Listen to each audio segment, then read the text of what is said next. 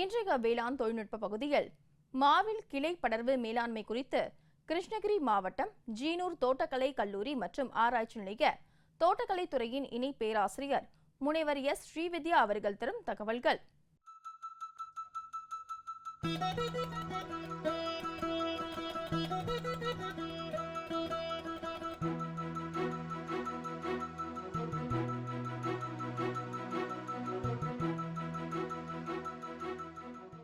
முதல்ல கவாத்து முறையில் 2 முறை இருக்குது. ஒன்று கவாத்து, அதாவது ட்ரைனிங் அப்படின்னு சொல்கிறது. ட்ரைனிங்னா ஒரு ஃப்ரேம் ஒர்க்கு கொண்டு வர்றது, வடிவமைப்பு.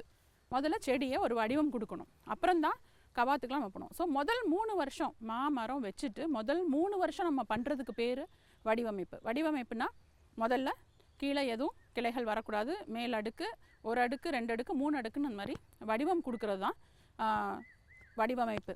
இப்போ முதல்ல எப்படி வடிவமைப்பு பண்ணணும் அப்படின்னா, முதல் 3 வருஷம் நீங்கள் இந்த மாதிரி தான் ஆரம்பிக்கணும்.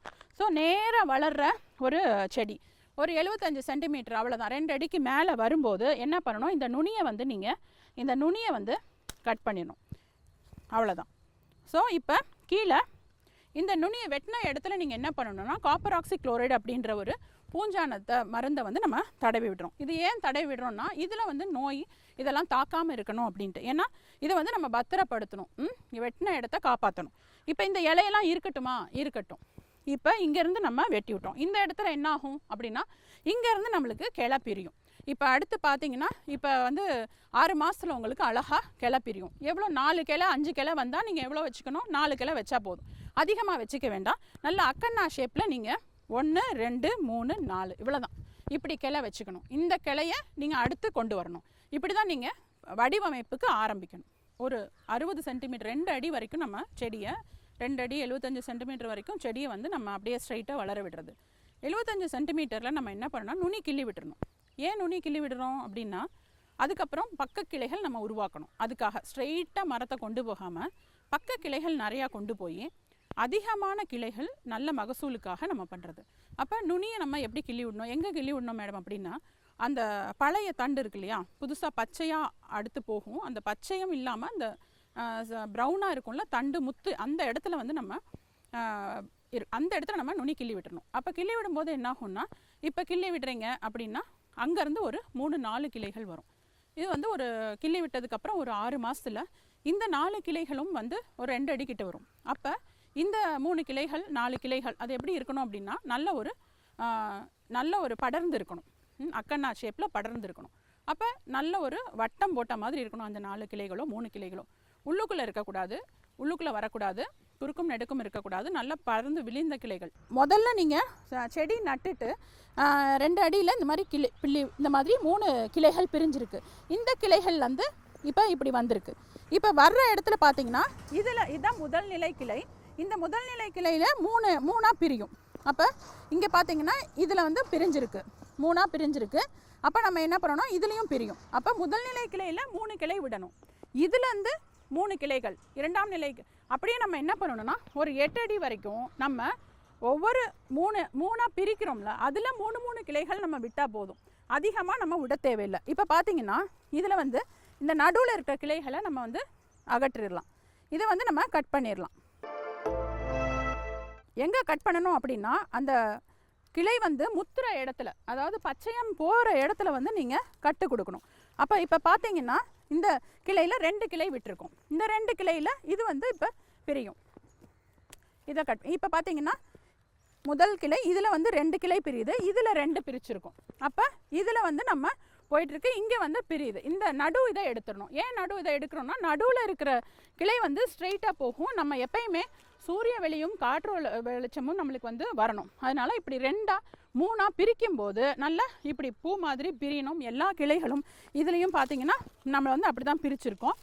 இப்போ இந்த கிளையை பார்த்தீங்கன்னா இருங்க, இதை எடுத்துடணும். இந்த மாதிரி சைடில் இருக்கிறத எடுத்துட்டு இதுலேயும் 3 பிரிஞ்சிருக்கு, இதுலேயும் 3 பிரிஞ்சிருக்கு. அப்போ இந்த மாதிரி கிளையை நம்ம கொண்டு வரணும். சென்டர்லேருந்து எந்த கிளையும் நம்ம விடக்கூடாது.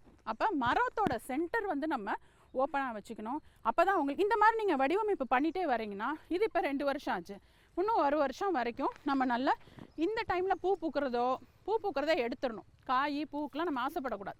அப்போ நம்ம வடிவமைப்பு தான் முக்கியம். நீங்கள் ஒரு 8 அடி அந்த மாதிரி பண்ணிங்கன்னா பெருசாக மரம் பெருசாக ஒரு மரத்துலேருந்தே 20 கிலோ 30 கிலோ 40 கிலோன்னு நீங்கள் பிளான் பண்ணிக்கலாம். கவாத்து வந்து இது வடிவமைப்பு. இந்த கிளைகள்லேருந்து ஒவ்வொரு கிளையிலும் நம்ம 3 கிளைகள் விடணும். அப்போ அந்த 3 கிளைகள்லேருந்து திருப்பி ஒரு 6 மாதத்தில் ஒரு 3 கிளைகள். அப்போ முதல் நிலை கிளைகள், 2ஆம் நிலை கிளைகள், 3ஆம் நிலை கிளைகள்னு நம்ம வந்து வடிவமைப்பு பண்ணணும். இப்போ மாமரம்னா எப்படி இருக்கணும்னா, அதாவது நம்மளுக்கு மேலே கொஞ்சம் ஹைட்டு, அவ்வளோதான். நம்ம ஒரு 6 அடி மனுஷன்னா ஒரு 8 அடி, அவ்வளோதான் நம்ம மாமரத்தோட ஹைட்டு உயரம் இருக்கணும். நம்ம என்ன பண்ணுறோம், 20 அடி 30 அடி பண்ணிவிட்டு பறிக்க முடியாமல், ஆள் இல்லாமல், இப்போ ஆள் பற்றாக்குறை தான் நம்ம விவசாயத்திற்கே பெரிய ஒரு பிரச்சனை. அப்போ நம்ம வந்து அதுக்கு என்ன தீர்வு அப்படின்னா, தொழில்நுட்பங்கள் நம்ம கைவசம் பண்ணிக்கணும். அப்போ உயர் அடர் நடைமுறையெல்லாம் பண்ணிவிட்டு இந்த கவாத்து முறையை பின்பற்றணும். கவாத்து முறை பின்பற்றி சொட்டு நீர்லாம் போட்டிங்க அப்படின்னா மரம் 8 அடி 10 அடி, இதுக்கு மேலே 8 அடியில் எல்லாமே. அப்போ இந்த மரத்தில் இந்த கிளைகள்லாம் ஃபுல்லாக பூ இருக்குது, காய் இருக்குது. அப்போ நீங்கள் பார்த்துக்கலாம் எவ்வளோ பூ எவ்வளோ காய். அப்போ ஒரு மரத்தில் இவ்வளவு மகசூல் வரணும் அப்படின்னு சொல்லி நீங்கள் அழகாக கொண்டு வரலாம். அடர் நடவு முறை, உயர் அடர் நடவு முறை பார்த்தீங்கன்னா ஏக்கருக்கே 600 செடிகள் நம்ம சொல்கிறோம். ஒரு செடிக்கு 20 கிலோ அப்படின்னாலே 12 டன்னு ஏக்கருக்கு. இது ஒரு மிக அற்புதமான மகசூல். அப்போ ஒரு செடிக்கே 40 கிலோ அளவுக்கு நீங்கள் கொண்டு வந்தீங்க அப்படின்னா 400 செடி 40 கிலோ அப்படின்னு 8 டன், உங்களுக்கு 16 டன் வருது. இப்போ ஜூன் ஜூலை எல்லாமே வந்து என்ன பண்ணணும் விவசாயிகள் அப்படின்னா, கவாத்து பண்ணணும். பெரிய மரங்கள் வந்து அறுவடை முடிஞ்ச உடனே மாமரத்தை நீங்கள் கண்டிப்பாக தோப்புக்குள்ளே போகணும். நீங்கள் லீஸுக்கு விட்டுருந்தாலும் சரி, நீங்களே பராமரித்தாலும் சரி, தோப்புக்குள்ளே போய் கண்டிப்பாக வந்து கவாத்து பண்ணுங்கள். வருடம் பண்ணணுமா மேடம் அப்படின்னா 2 வருஷம் நீங்கள், அதாவது இது வரைக்கும் நீங்கள் உங்கள் மரத்தையே தொடலை அப்படின்னா அறுவடை முடிஞ்ச உடனே நீங்கள் இந்த வருஷம் நீங்கள் கவாத்து பண்ணுங்கள். சாதாரண கவாத்து முறைகள் என்ன அப்படின்னா, நோயின் பூச்சி உள்ள கிளைகளெல்லாம் எடுத்துடணும், தாழ்வாக இருக்க கிளைகளை நீங்கள் எடுத்துடணும். அதுக்கப்புறம் மேலே அதை மரத்தில் வெளிச்சமே வராத மாதிரி நடுவில் ஒரு பெரிய கிளை போயிருக்கும், ஃபுல்லாக அந்த மரமே இருட்டாக இருக்கும். நீங்கள் மரத்துக்கு அடியில் போய் நின்னீங்கன்னா உங்கள் தலையில் கண்டிப்பாக சூரிய வெளிச்சம் இருக்கான்னு பாருங்கள். அப்போ நீங்கள் என்ன பண்ணணும் அப்படின்னா, அந்த நடுவில் போகிற சென்ட்ரல் தண்டை வந்து நீங்கள் அந்த பிரான்ச்சை ரிமூவ் பண்ணி விடணும். அப்போ பார்த்தீங்கன்னா உங்களுக்கு வெளிச்சம் வந்து உள்ளே வந்துடும். வெளிச்சம் தான் முக்கியம். மாமரத்தில் வெளிச்சம் நிறையா இருந்தால் உங்களுக்கு மாமரத்தில் நுனியில் ஒன்றும் காய்க்காது. நுனியில் எங்கேயாவது காய்க்குதா? எல்லாமே சைடில் தான் உங்களுக்கு காய் வருது இல்லையா? அப்போ வெளிச்சம் வர வர உங்களுக்கு பூ நல்லா பிடிக்கும். பூச்சி நோய் உள்ள கிளைகள்லாம் எடுங்க, குறுக்கும் நெடுக்கும் உள்ள கிளைகளை எடுங்க. தாழ்வான கிளைகள் 2 அடிக்கு எந்த கிளை இருந்தாலும் வேண்டாம். ஏன்னா கீழே அந்த கிளை படர்ந்து அந்த கிளையில் பூ பூத்து காய் காய்ச்சி அதில் எல்லாம் அந்த தண்டு துளைப்பன் எல்லா பூச்சிகளும் அது மூலமாக உள்ள நுழையிறது, முட்டை வைக்கிறது, இந்த பிரச்சனைகள் தவிர்க்கலாம். கீழேருந்து பார்த்தா உங்கள் தோட்டத்தில் ஃபுல்லாகவே கிளைகள் இருக்கக்கூடாது, 2 அடிக்கு க்ளீனாக இருக்கணும் பார்த்தா. அப்போ அந்த மாதிரி வந்து தாழ்வான கிளைகள், பூச்சி நோய் கிளைகள் அகற்றிருங்க. ஒரு மரம் அப்படின்னா நல்லா 1 டன் வரணும் அப்படின்னா 1 டன்னுக்கான சத்து கொடுத்தீங்கன்னா அந்த அளவுக்கு வந்துடும். 500 கிலோ 200 கிலோ எடுக்கணும், 300 கிலோ 400 கிலோ எடுக்கணும் அப்படின்னா அந்த மரத்துக்கு அந்த அளவுக்கு இலைகள் இருக்கணும். இலையும் பூவும் காயும் எல்லாமே இணைஞ்சது. அப்போ இத்தனை இலை இருந்தால் இவ்வளோ காய் வரும்ன்ற கணக்கு இருக்குது. அப்போ நம்ம வந்து அந்த 3ஆம் நிலை கிளைகளில் நீங்கள் என்ன பண்ணணும், ஒரு அறுவடை முடிஞ்ச உடனே 1 அடிக்கு அதை மட்டும் கட் பண்ணி விடணும். எண்டை மட்டும் நீங்கள் கட் பண்ணி விட்டுட்டு நல்லா மருந்து தடவி, காப்பர் ஆக்சி குளோரைட் தடவி, பூஞ்சானம், ஏன்னா நம்ம வந்து வெட்டின இடத்துல கண்டிப்பாக ஒரு பூஞ்சான மருந்து காப்பர் ஆக்சி குளோரைடு தடவணும். ஏன் தடவுறோம் அப்படின்னா, அடிபட்டுருச்சுன்னா நம்ம என்ன பண்ணுறோம், அதை தான் பண்ணணும். இது வரைக்கும் காய்க்கல, இனிமேல் இது போச்சு இந்த தோப்புன்னு நினைக்கிறவங்க, அது வந்து புதுப்பித்தல் அப்படின்ற ஒரு கவாத்து. என்ன பண்ணணும், 1 மீட்டர் அளவுக்கு ஃபுல்லாக மரத்தை வெட்டிடணும். அப்போ அந்த அடி தண்டு இல்லையா பெருசாக இருக்கும், அதுலேருந்து என்ன ஒரு 4 கிளை இருக்குதுன்னு வச்சுக்கோங்க, 1 மீட்டர் அளவுக்கு வெட்டிட்டீங்க. அப்போ இந்த அளவுக்கு இருக்குது மரம். அதுலேருந்து புதுசாக உங்களுக்கு சிம்பு பிடிக்கும். அதில் வந்து ஒரு 6 மாதம் கழித்து 1 வருஷம் கழித்து என்ன பண்ணலாம், நீங்கள் நர்சரியிலேருந்து ஆள் கூட்டிகிட்டு வந்து நீங்கள் ஒட்டு கட்டலாம். இந்த பழைய மரத்தை நீங்கள் புதுப்பிக்கலாம்.